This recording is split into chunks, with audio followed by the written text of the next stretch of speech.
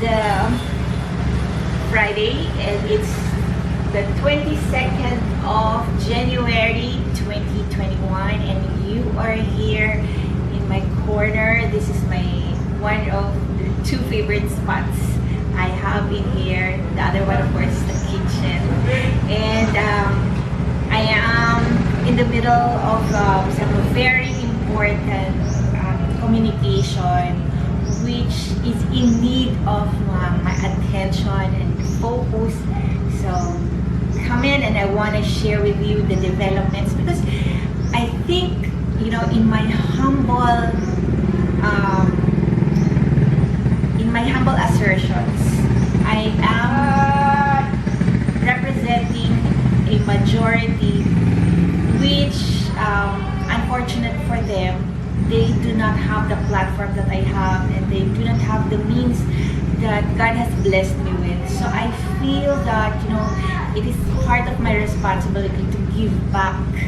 You know, it is not a delusion, a grandeur, but it's just ay, hindi mo na, ate! So yeah, that's part, this is real life. I am part of the ecosystem, of the ecology here in a small pocket of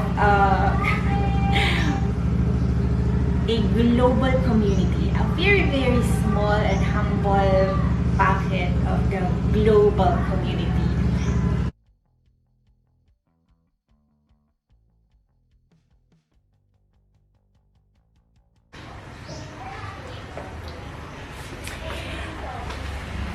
So, this article by Reuters is very important. Masyado yata makaka. Okay.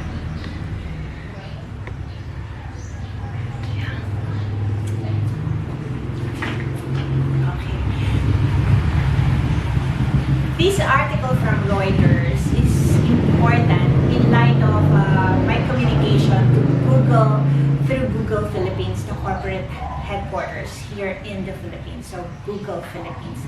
So do I feel alluded to by this? So at the risk of sounding like I entertaining illusions or illusions of grandeur, I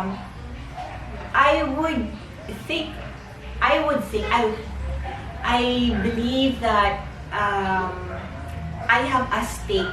I am affected by this news article, and yes, I feel somewhat alluded to. So if I can just read this article by Reuters. Google says it will remove search function in Australia if media code becomes law. This article comes from Reuters staff. Sydney, Reuters.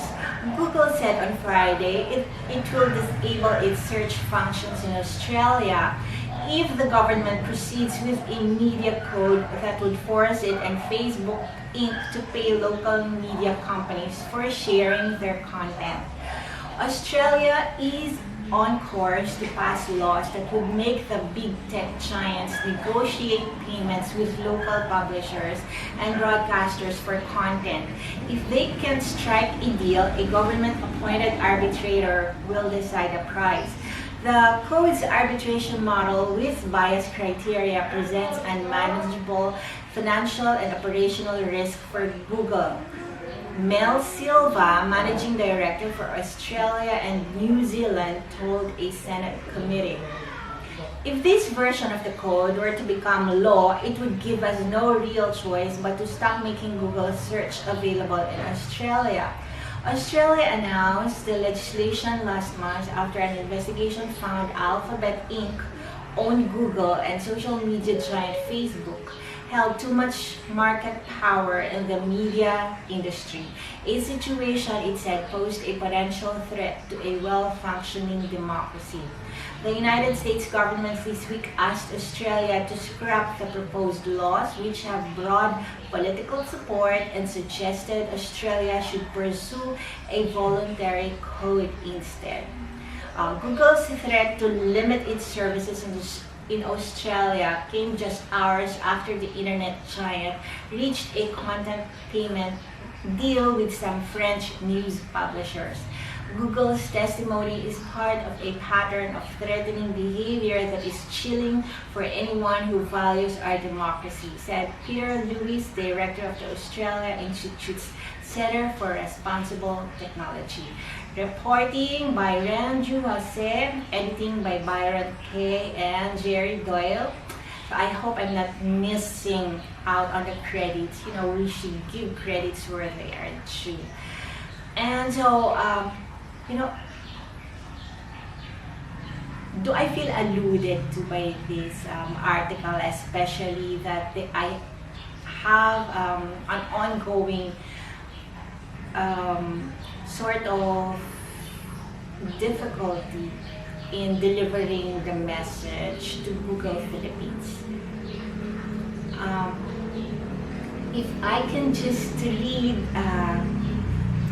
the reply that I have.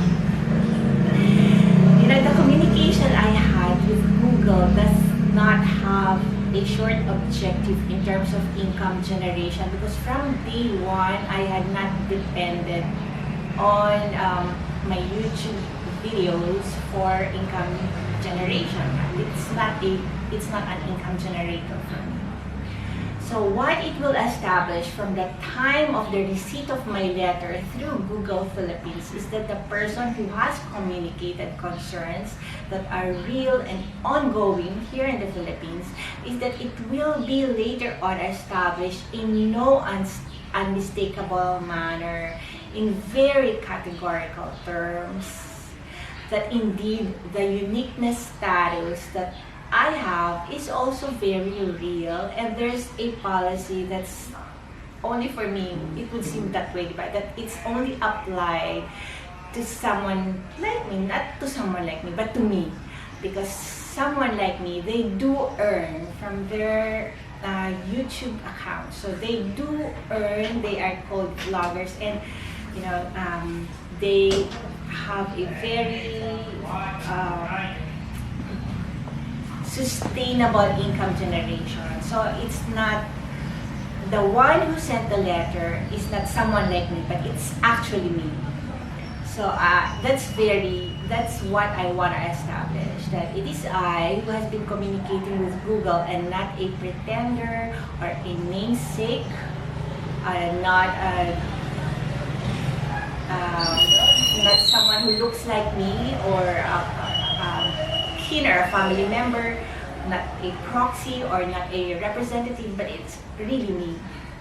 So how significant is the singularity and exception to the rule policy of YouTube that is being applied only to me? It's not for the here and now settlements. You know, who am I? You know, to insist and make demands on the concessions, on the, you know, appeal. But this is another perspective that I want to offer to this discussion. You know, yesterday, according to the news brief, Malacanang had even experienced poor connectivity to the internet. So if Malacanang complains about the quality of the internet,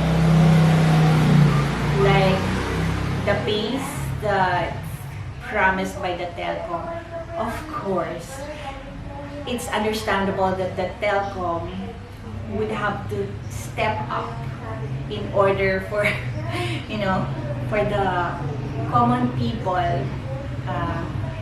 to experience the positive effect of Malacanang airing its grievance. So the connectivity is supposed to reach out to the different outskirts who must have a strong broadband connection to be able to continue their studies, because the schools, the way the traditional teaching inside the classroom, it's being forbidden because of the pandemic. So the attention now is on the connectivity, you know, the service that can be provided by the telecom the telecommunications here in the Philippines. It is my understanding that more and more people will really get to know what we've all been familiar with. Will there also be a distinction between those who can avail of the services that YouTube offers? How will the policy differentiate one from another? So it's a gray area, at least for me. And I know that more and more people who will be plugged in will also ask this question.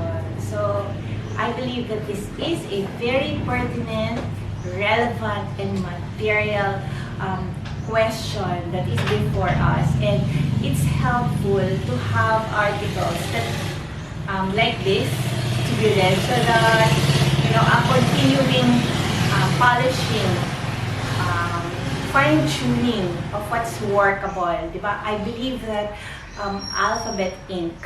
would also benefit from the feedback such as this, because it will give clarity to ambiguous statements in the fine prints and in the application for various countries. Is what's happening to Australia the same thing that's happening in other parts of the globe? So that's primarily what's going to be decided on in the coming days. So tune in. This is yours truly, Clarissa talaga.